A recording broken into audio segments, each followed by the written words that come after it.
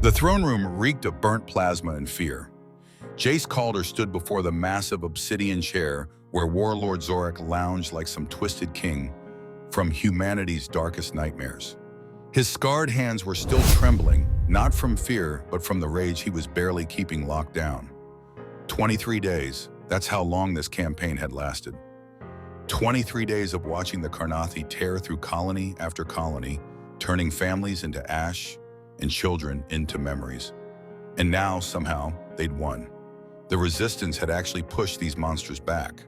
But victory, Jace was learning, came with a price he'd never imagined. 3 figures knelt in chains before Zorak's throne. 2 alien women and 1 male warrior, all beaten, all defiant in their own ways. The violet-skinned woman on the left, Thalra, had eyes like burning stars.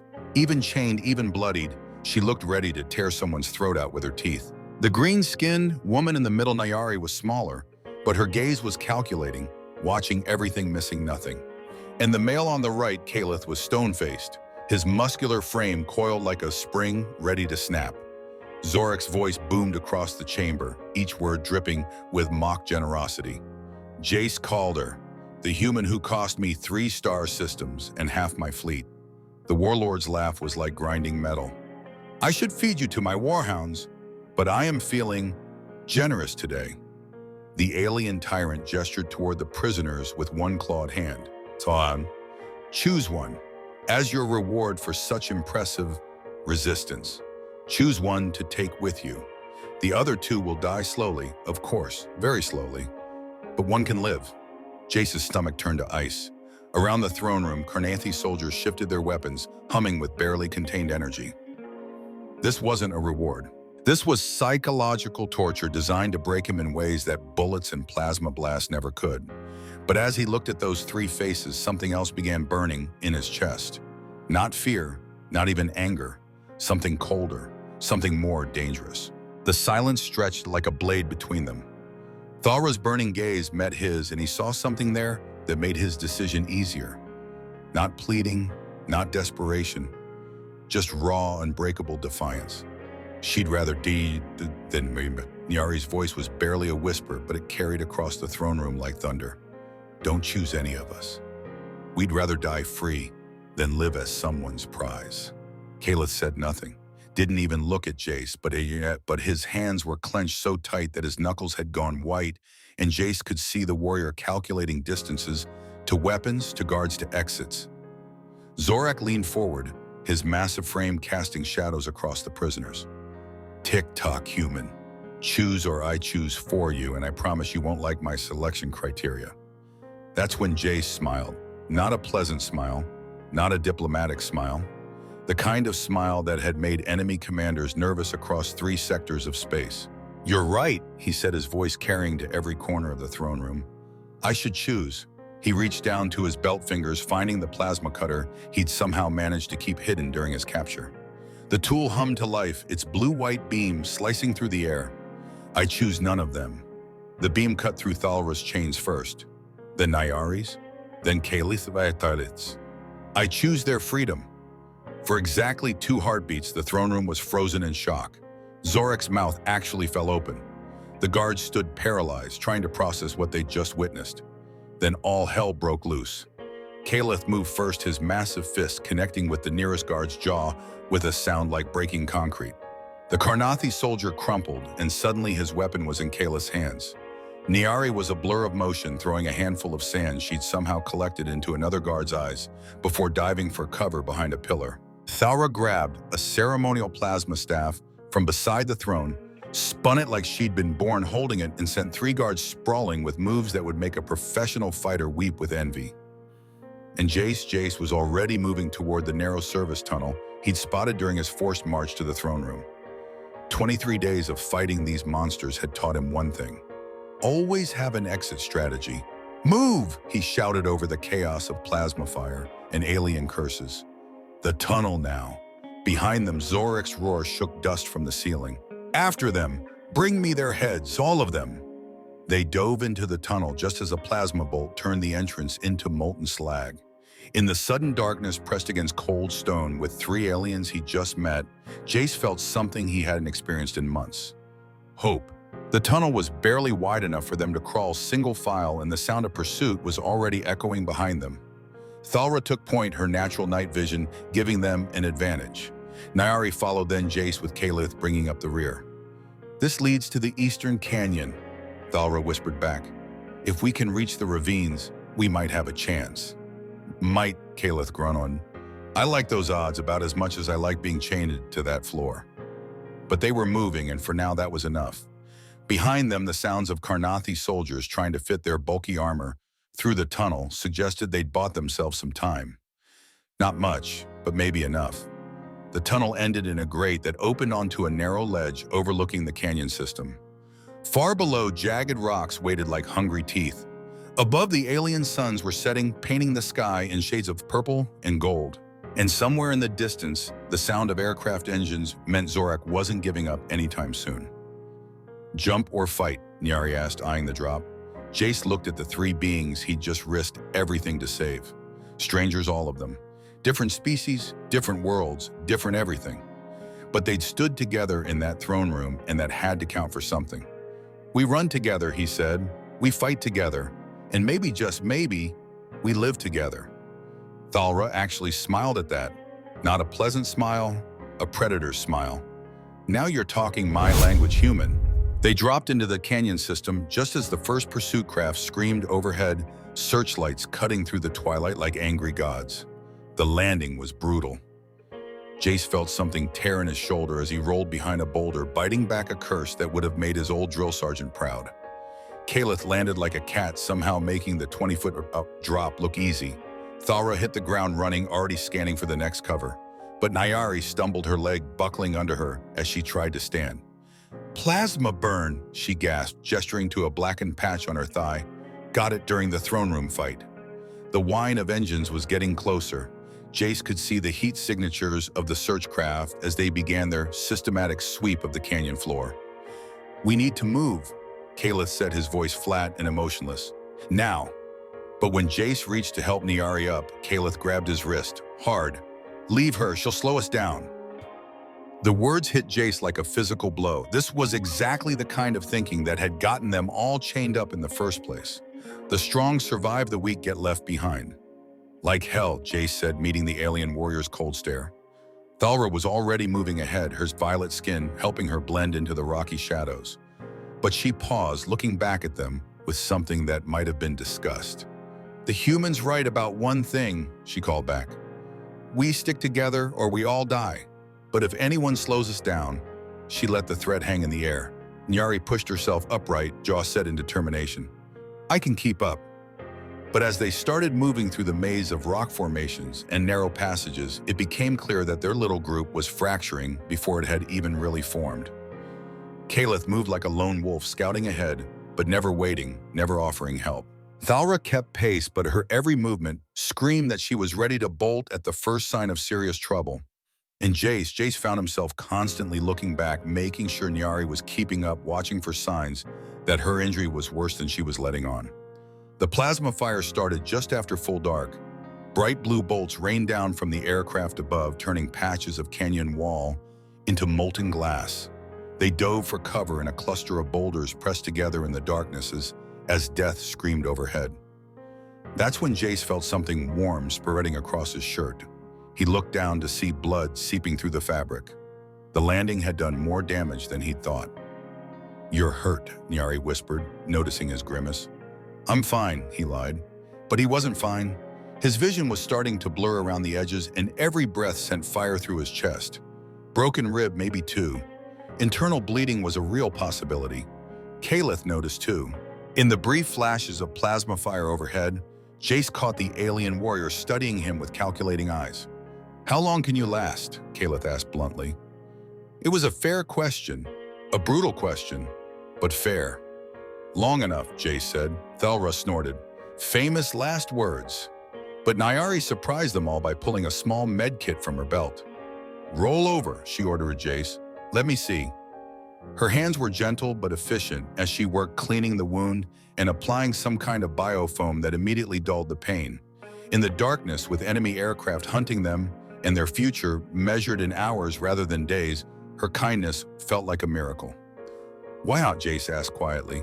Why, what? Why help me? You don't owe me anything. Nyari's green eyes caught the starlight as she looked at him. You freed us when you could have saved yourself. That's not nothing. From somewhere ahead, Kaleth's voice drifted back. Sentiment will get us all killed. But for the first time since this whole nightmare began, Jace felt like maybe, just maybe, they might actually have a chance. They found shelter in a natural cave formation about a mile deeper into the canyon system. Thalra went first, moving like a shadow, checking for any signs of previous occupation. When she gave the all clear, they stumbled inside, exhausted and bleeding, but alive. Kaleth immediately claimed the spot nearest the entrance, positioning himself where he could watch both the cave mouth and his companions. The message was clear: he didn't trust any of them completely. Thalra found a ledge about halfway back and settled there, her stolen plasma staff within easy reach. She kept glancing toward the cave entrance, and Jace got the distinct impression she was calculating her odds of making it out alone. Nyari collapsed against the far wall, finally allowing herself to show how much her leg was hurting. But when Jace moved to check on her wound, she waved him off. Save your strength, she said. We'll need it tomorrow. If there was a tomorrow. Jace settled near the center of the cave, close enough to help if needed, far enough away to avoid crowding anyone. The silence stretched between them like a minefield, full of unspoken questions and barely contained tensions. Finally, Nyari broke it. So, what's your story, human? What made you think freeing 3 random prisoners was worth dying for? Jace stared at the cave ceiling, watching shadows dance in the dim light filtering in from outside. It was a fair question. Hell, he had been asking himself the same thing. My name's Jace, he said finally. Jace Calder, and you're not random. Explain, Thalra said from her perch. Jace closed his eyes, remembering things he'd spent years trying to forget. 3 years ago, I was part of a rescue operation. Slave traders had taken a transport full of colonists, families mostly. We tracked them to a processing station in the Outer Rim. The cave was completely silent now. Even Kaleth had stopped moving. We had a choice: storm the place and risk the hostages, or try to negotiate. I chose negotiation. Jace's voice went flat. While I was talking, they started executing prisoners. 30 people died while I stood there trying to find a peaceful solution. So tonight was redemption. Thalra's voice held no mockery, just genuine curiosity. Tonight was a choice, Jace said. The same choice I should have made 3 years ago. Nyari shifted against the wall, her voice soft in the darkness. 30 people died because you tried to save them all. 30 people died because I hesitated. And tonight you didn't hesitate, Kaleth said quietly. It was the first time the alien warrior had spoken without hostility. Jace looked at each of them in turn. 3 beings from different worlds, different species, different everything. But they were here alive because of a split-second decision to do what felt right instead of what felt safe. No, he said. Tonight I didn't hesitate. Outside, the sound of search aircraft was fading into the distance. Not gone, just moving their search pattern. They'd be back. But for now, in this cave with these 3 strangers who were somehow becoming something more, Jace felt something he hadn't experienced in 3 years. Peace. Thalra was the first to speak into the comfortable silence. You know what the funny thing is? She said, her voice carrying a bitter edge. You probably saved the 3 most dangerous prisoners in that entire complex. Nyari actually laughed at that. Not a happy laugh. Dangerous is one word for it. Kaleth shifted slightly, and for the first time, Jace caught a glimpse of something other than cold calculation in the warrior's eyes. Something that might have been pain. I was Zorak's lieutenant, Kaleth said suddenly. 3 months ago. The confession hit the cave like a physical blow. Thalra's hand moved instinctively toward her own weapon. Nyari went very still, but Jace just nodded. What changed? I found out what the Karnathi were really doing to the colonies they conquered. The processing centers. Kaleth's voice faltered. The things they did to the children. So you defected, Nyari said softly. I tried to stop a massacre on Kepler 7. Zorak made an example of me. 3 days of public torture before he threw me in chains to rot. Kaleth looked directly at Jace. You freed someone who knows every Karnathi military protocol, every weakness in their defenses. Thalra sat up straight on her. And I'm a demolitions expert who spent 2 years designing their munitions factories. All eyes turned to Niari. She sighed a sound like wind through alien trees. Communications specialist. I helped build the quantum relay network they use to coordinate fleet movements. She paused. Before I learned they were using my tech to coordinate genocides. Jace felt a smile tugging at the corners of his mouth. Not a happy smile, a predator's smile. So let me get this straight, he said slowly. Zorak just let me walk out with his former military strategist, his chief explosives expert, and the woman who designed his entire communications network. That about sums it up, Thalra said. The silence that followed was different from before. Not tense, not fearful, expectant. Finally, Kayla spoke. The question is, what do we do with that knowledge? Outside, the sound of aircraft was returning. But for the first time since this nightmare began, Jace wasn't afraid of what was coming. He was looking forward to it. Act 3. The Warlord hunts, 18:22:00.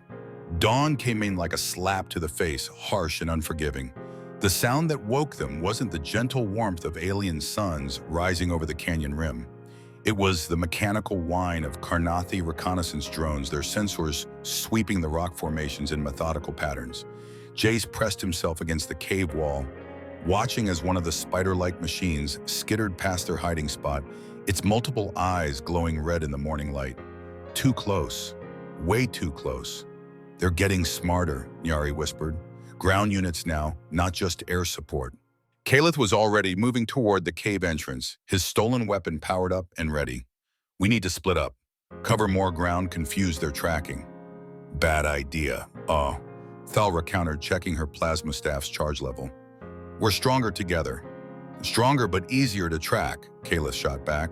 4 heat signatures move together, they paint a target on all of us. Jace watched the argument brewing and felt that familiar knot forming in his stomach. The same knot he'd felt 3 years ago when everything went wrong. Analysis paralysis. The killer of good intentions and the reason 30 people died while he tried to find the perfect solution. But then the decision was taken out of their hands. A scream echoed across the canyon, human, desperate, terrified. They moved to the cave entrance as one, and through a gap in the rocks they could see what was happening about half a mile away. A civilian transport had crashed during the night, probably trying to escape the fighting.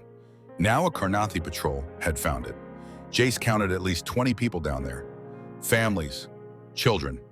The soldiers were herding them into a tight group, weapons raised. He'd seen this before. Mass execution designed to send a message to anyone thinking about resisting. Not our problem, Kayla said flatly. Like hell it's not, Jace replied, but his voice carried no heat. Just cold, absolute certainty. Thalra studied the scene below with calculating eyes. 20 civilians, 8 Karnathi soldiers. Transport probably has emergency supplies we could use. It's suicide, Kaleth insisted. We attack them, every drone and aircraft in 50 miles converges on our position. Nyari was quiet for a long moment, then spoke with the voice of someone who'd made an irreversible decision. I spent 2 years helping them coordinate operations like this. Every time I told myself it wasn't my responsibility, that I was just building communication tools. She looked at each of them in a turn. I was wrong then. I won't be wrong now. Another scream drifted up from below. A child this time. Jace felt something click into place in his mind. The same feeling he'd had in Zorak's throne room. Not the absence of fear, but something bigger than fear. We don't attack, he said slowly. We save them. What's the difference? Kaleth demanded. Jace smiled, not a pleasant smile, a predator's smile. The difference is we're not just 3 escaped prisoners anymore. We're a demolitions expert, a communications specialist, and someone who knows every tactical weakness in the Karnathi playbook. He looked directly at Kaleth. Time to prove that defection was worth something. For a heartbeat, nobody moved. Then Kaleth's expression shifted, and Jace saw something dangerous wake up behind the alien warrior's eyes. You want to hit them smart, Kaleth said. Not hard, smart. Now you're thinking like a rebel, Thalra said, checking her weapon. Climax Part 1, Ambush and Escape, 22:00:26:00. The plan was beautiful in its simplicity, and absolutely insane. Nyari used her knowledge of Karnathi communication protocols to tap into their tactical network, feeding false sensor data that would delay reinforcements. Thalra positioned herself on the canyon rim with a handful of improvised explosive charges she'd put together from components in the crashed transport. And Caleth moved like a ghost through the rock formations, using his knowledge of Karnathi patrol patterns to get into position. Jace took the most dangerous job, of course. Direct approach. He walked down into the valley with his hands raised, looking for all the world like just another refugee who'd stumbled into the wrong place at the wrong time. The Karnathi patrol leader, a massive brute with scars covering half his face, gestured for his soldiers to take aim. "Another one," the leader growled in heavily accented standard. "Add him to the group." "Actually," Jace said conversationally, "I was hoping we could talk." He pressed a button on the small device Nyari had given him. Somewhere above them, the first of Thalra's charges detonated, bringing half a cliff face down on the patrol's escape route. The Karnathi soldiers spun toward the sound weapons raised, and that's when Caleth struck from behind. The alien warrior moved like liquid death, dropping 2 soldiers before they even knew he was there. Chaos erupted. Plasma bolts flew in every direction as the patrol tried to figure out what was happening. But they were fighting an enemy who knew exactly how they thought, how they moved, how they reacted under pressure. Thalra's second charge took out their communication array. Her third disabled their transport. By the time the smoke cleared, 6 of the 8 soldiers were down and the remaining 2 were trapped between Jace and Caleth with nowhere to run. "Surrender," Jace called out. "You're outnumbered and outgunned." The patrol leader's response was to grab the nearest civilian, a young girl who couldn't have been more than 12, and press his weapon to her head. "Back off or she dies." Jace felt time slow down. This was the moment, the choice. 3 years ago, he'd hesitated, tried to find a perfect solution that didn't exist. 30 people died because he couldn't accept that sometimes there are no good options. But he wasn't the same man he'd been 3 years ago. "Nyari," he said quietly into his comm device. "Do it." The patrol leader's weapon powered down with electronic whine. His armor systems failed. Even his translator stopped working, leaving him confused and helpless as Nyari's communications expertise turned all his technology against him. Caleth ended it quickly, efficiently, without drama or unnecessary violence. The civilians were free, but as they helped the refugees toward better cover, the sound of approaching aircraft engines reminded them all that this was far from over. Zorak wasn't the type to accept defeat gracefully. "How long before reinforcements arrive?" Jace asked. Nyari checked her improvised sensor array. 10 minutes, maybe less. They'd bought these people time, but not safety. Not yet. Thalra appeared at Jace's shoulder, her face grim. "The transport's power core is still intact. If we can get everyone aboard..." "It'll never fly," Caleth interrupted. "Hull breach in 3 places, navigation systems fried." Jace looked at the crashed ship, then at the faces of the 20 people they'd just saved. Families, children. People who'd done nothing wrong except be in the wrong place when monsters decided to make an example of someone. "Then we make it fly," he said. The next few minutes were controlled chaos. Thalra worked on the ship's power systems, while Nyari tried to jury-rig the navigation computer. Caleth helped load the civilians aboard his warrior's efficiency, making the process go faster than anyone had expected. And Jace stood watch, counting the minutes, until Zorak's reinforcements arrived. He didn't have to count for long. The first attack craft screamed over the canyon rim like metallic vultures, their weapons already charging. Behind them came Zorak's personal command ship, a massive wedge of black metal that blotted out the morning suns. "Power's online," Thalra shouted from inside the transport. "Navigation's working sort of," Nyari called back. "I can get us airborne, but steering's going to be interesting." The transport shuddered to life, its damaged engines screaming in protest. But it was flying. Barely, but flying. That's when the first plasma bolts started raining down. Jace threw himself into the pilot's seat as the ship lurched sideways, one engine taking a direct hit. Through the cracked view screen, he could see Zorak's command ship positioning itself to block their escape route through the canyon. "We're not going to make it," Nyari said quietly. She was right. The transport was too damaged, too slow. And with Zorak's ship blocking the main exit, they had nowhere to go except deeper into the canyon system. Which was exactly what Zorak wanted. Corner them, Take his time, make them pay for the humiliation they'd caused him. That's when Caleth did something completely unexpected. "There's another way, Wesham," the alien warrior said, moving toward the transport's rear hatch.